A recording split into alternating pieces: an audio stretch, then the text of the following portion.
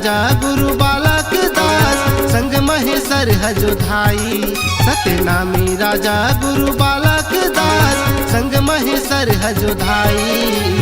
हाथी में बैठ के चले गुरु मो गाँव गाँव मरौटी चलाई।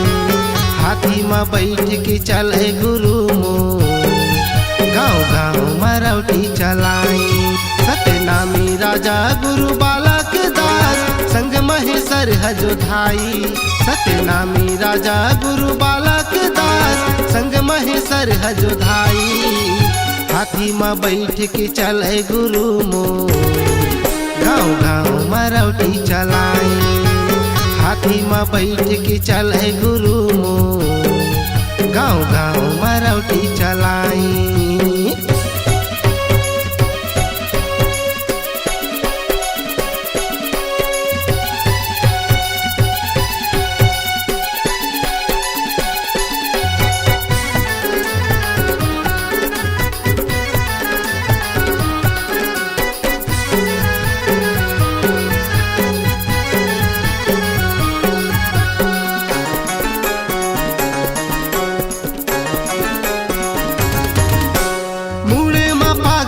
माथे में चंदन गले में कंठी माला है।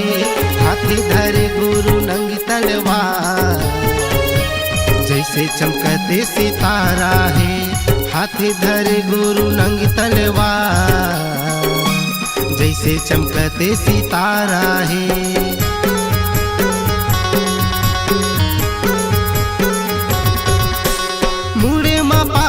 माथे में चंदन गले में कंठी माला है।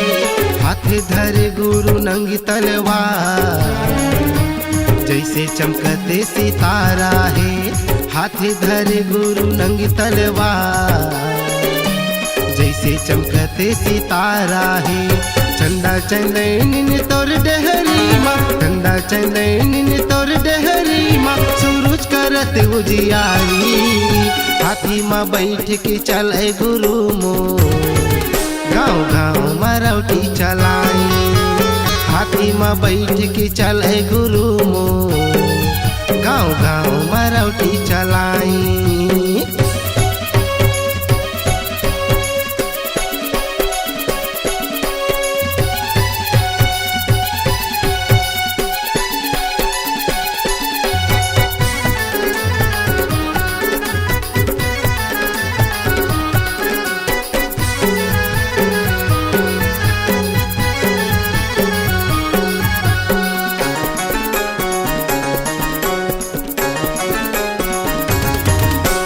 समाज बर गुरु लड़े लड़ाई और बांधा निशानी है।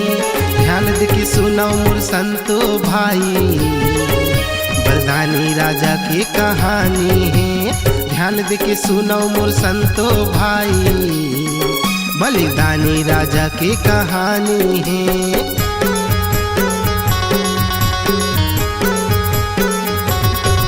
हाँ समाज बर गुरु लड़े लड़ाई और बांधा निशानी है। ध्यान दे के सुनो मोर संतो भाई बलिदानी राजा की कहानी है।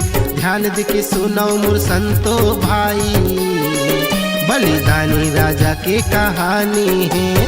समाज मायक तालाए बर समाज मायक तालाए बर चले पड़े बलिदानी। हाथी में बैठ के चले गुरु मो गाँव गाँव मरौटी चलाई।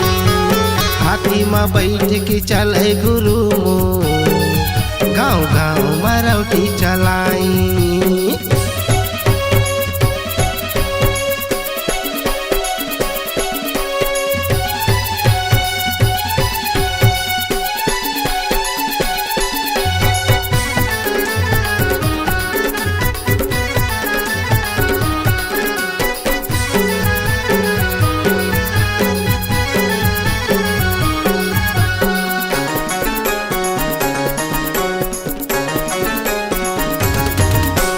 अंग्रेजी शासन में गुरु बालक दास राजा की मिले उपाधि।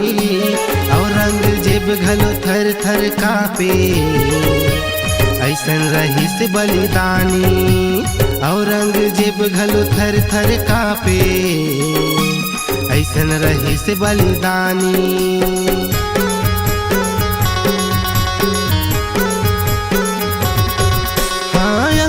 शासन में गुरु बालक दास ला राजा की मिले उपाधि औरंगजेब घलो थर थर कापे ऐसन रही से बलिदानी औरंगजेब घलो थर थर कापे ऐसन रही से बलिदानी समाज बर अपन जाने देवैया समाज बर अपन जाने देवैया हमर राजा बलिदानी हाथी में बैठ के चले गुरु मो गाँव गाँव मरौटी चलाई हाथी में बैठ के चले गुरु मो गाँव गाँव मरौटी चलाई सत्यनामी राजा गुरु बालक दास संग महेश्वर हजोधाई सत्यनामी राजा गुरु बालक दास संग महेश्वर हजोधाई हाथी में बैठ के चले गुरु मो